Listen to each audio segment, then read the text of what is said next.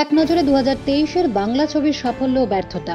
2023-এর শেষ লগ্নে দাঁড়িয়ে একবার ফিরে দেখতে ইচ্ছে করছে এই বছরের বাংলা সিনেমার হাল হকিকত। তুলনামূলকভাবে এই বছর বাংলা সিনেমা কম রিলিজ হয়েছে, তবে বক্স অফিসের বাণিজ্য খুব খারাপ হয়েছে তা নয়।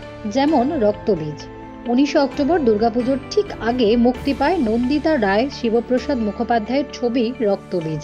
দীর্ঘদিন পরে রূপলী পর্দায় দেখা মেলে ভিক্টর বন্দ্যোপাধ্যায়ের সঙ্গে আবির চট্টোপাধ্যায় ও মিমি চক্রবর্তী। 2014 সালের খাগড়া কাণ্ড নিয়ে এই ছবি। বক্স অফিসে রোজগার 6.50 কোটি টাকা। বাঘা যতীন অরুণ রায় পরিচালিত এই ঐতিহাসিক কাহিনী নির্ভর বায়োপিক মুক্তি পায় 19 অক্টোবর। এটি দ্বিভাষিক ছবি। হিন্দি ছবিটি মুক্তি পায় পরের দিন। দেব অভিনীত ছবিটির বক্স অফিস সংগ্রহ 8 কোটি টাকা। দশম অবতার 19 অক্টোবর দুর্গাপুজোর আগে মুক্তি পায় সৃজিত বন্দ্যোপাধ্যায়ের ছবি দশম অবতার। প্রসেনজিৎ চট্টোপাধ্যায়, অনির্বাণ ভট্টাচার্য, যিশু সেনগুপ্ত, জয়া আহসান অভিনীত এই ছবির বাজেট ছিল 1.5 কোটি টাকা। বক্স অফিসে এটি 6 কোটি টাকা রোজগার করেছে বলে দাবি।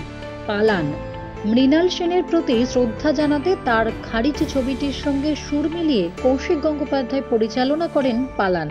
অঞ্জন দত্ত, মমতা শঙ্কর, শ্রীলা মজুমদারের চরিত্র একই রেখে পাশে নিয়ে আসা হয় যিশু সেনগুপ্ত এবং পাওলি দামকে। জঙ্গলে মিতিন মাসি 20 অক্টোবর পুজোয় মুক্তি পায় অনিন্দম শীলের এই ছবি। সুচিত্র ভট্টাচার্যের গোয়েন্দা কাহিনী নির্ভর এই ছবির মুখ্য চরিত্র ছিলেন কোয়েল মল্লিক। এছাড়াও এই বছর মুক্তি পেয়েছে ব্যোমকেশ ও দুর্গ রহস্য। বীরসা দাশগুপ্তর পরিচালনায় এই ছবিতে প্রথমবার ব্যোমকেশ হয়েছেন দেব। জুন মাসে মুক্তি পায় সোলাঙ্কি। সব মিলিয়ে বাংলা ছবি এবছর কম বেশি সাফল্যের মুখ দেখেছে।